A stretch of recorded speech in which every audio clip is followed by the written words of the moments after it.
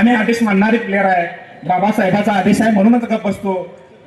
त्यांनी सभागृहात म्हणले सुप्रीम कोर्टाचा आदेश आहे, तुम्ही ते मान्य कसं करू शकत नाही? अरे ते आदेश आणणारे तुझे दलाल आहेत रे भाडव्या.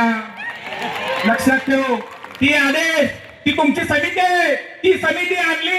अरे एका तरी 59 जातीमधील लोकांना तुम्ही या विश्वासात घेतला का सांगा?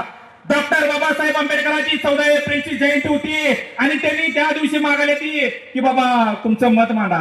अरे तुमच्या आईचे सगळे नवरे जयंतीमध्ये आहे, मग तुम्ही आमचं कुणाचं मत घ्यावं?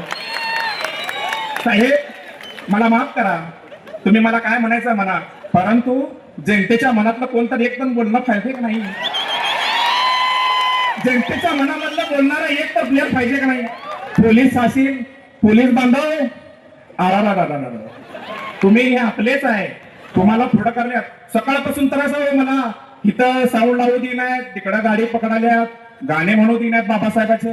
पोलीस बांधवाचा ह्यामध्ये काही सुद्धा संबंध नाही. लक्षात ठेवा, पोलीस बांधवाच्या मनात सुद्धा सरकारबद्दल एवढं चीड आहे.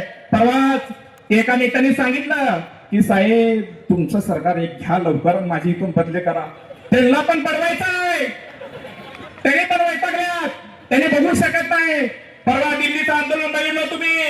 अरे तुम्हा आम्हाला कॉक्रोच म्हणलं, झुरळ म्हणलं, किडे मकोडे म्हणलं, झुरळ तुमच्या कुठं गेलं? राजीनामा द्यायला लावलं, राजीनामा अजूनच आले नाही बाहेर. आता प्रधानने दिले, आता पंतप्रधान आहे. लक्षात ठेवा,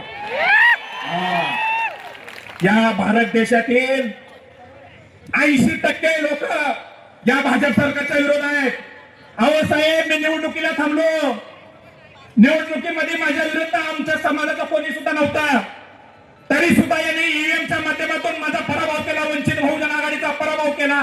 डॉक्टर बाबासाहेब आंबेडकरांचे विचार घेऊन सभागृहामध्ये मानणाऱ्या युवकाला या भाजप सरकारने हरवले. अरे हरामखोरांनो, तुम्ही मला या सभागृहामध्ये येऊ दिलं नाही, तुम्हाला रस्त्यावर वंचित बहुजन आघाडीचे कार्यकर्ते फिरू देणार. लक्षात ठेवा. तुम्हाला काय वाटले? तुम्हाला ईव्हीएमच्या माध्यमातून तुम्ही निवडून आले. आता भाजपचे किती नगरसेवक आले निवडून येऊन बाबासाहेबांच्या आरक्षणावर या ठिकाणी निवडणूक लढली आणि पद घेतले. कोणाचा हो त्या बाप आपले.